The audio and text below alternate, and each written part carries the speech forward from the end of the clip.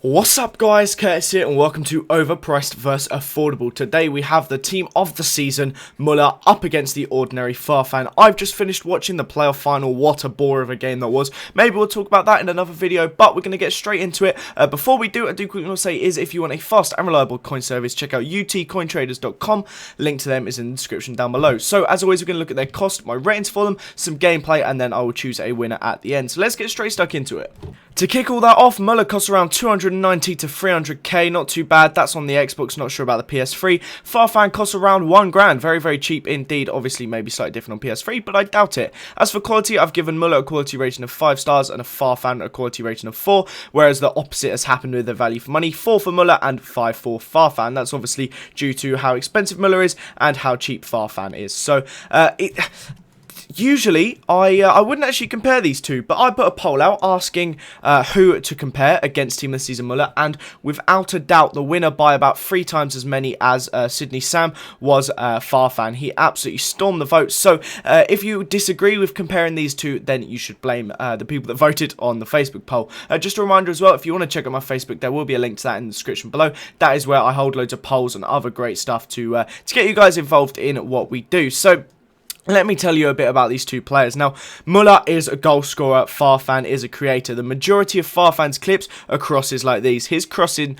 was unbelievable. Almost every single cross he put into the box went in. Even players like Schürrle and Royce and stuff were scoring his crosses. That's just how good his crossing was. Muller, on the other hand, was a goal scorer without a doubt. He created a few chances, but he was all about being the one in the box. He always seemed to get himself into the box and was scoring all the goals.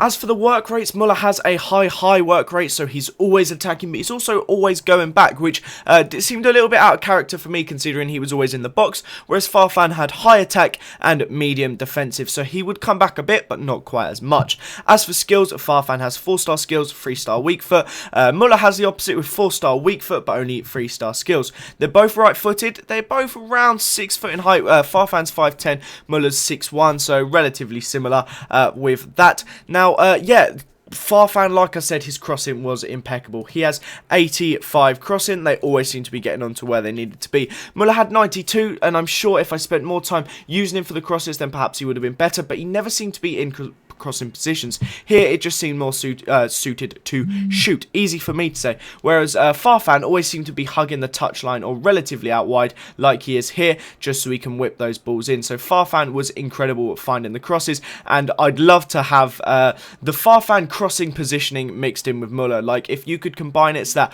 half the time they're in the box, half the time they're out wide, then that would be fantastic. But I cannot recommend both these players enough. If you want a goal scoring, say a right forward or right winger, Muller would probably be your choice to go for. I wouldn't play Muller in right mid though. If you want a right mid or right wing for crossing and stuff like that, then Farfan is easily the better of the two. Now, I will not say any other than that. Farfan definitely not a right forward and Muller definitely not a right mid, but right wing you could play either of them, and obviously they are more suited to either of their positions, so they are both the winner. Interesting little bit of Photoshop there, just cut the cards in half and cut their face in half, but they're both winners. It depends how you want to use them. They're both ridiculously quick, both got their own very good traits, and yeah, cannot recommend either of them enough if you want to use them in that particular position. But thanks as always for watching, guys. I hope you did enjoy this video. Subscribe to my channel if you haven't already. If we could reach 350 likes, that'd be amazing. Thanks again, and I'll see you guys next time. Bye bye.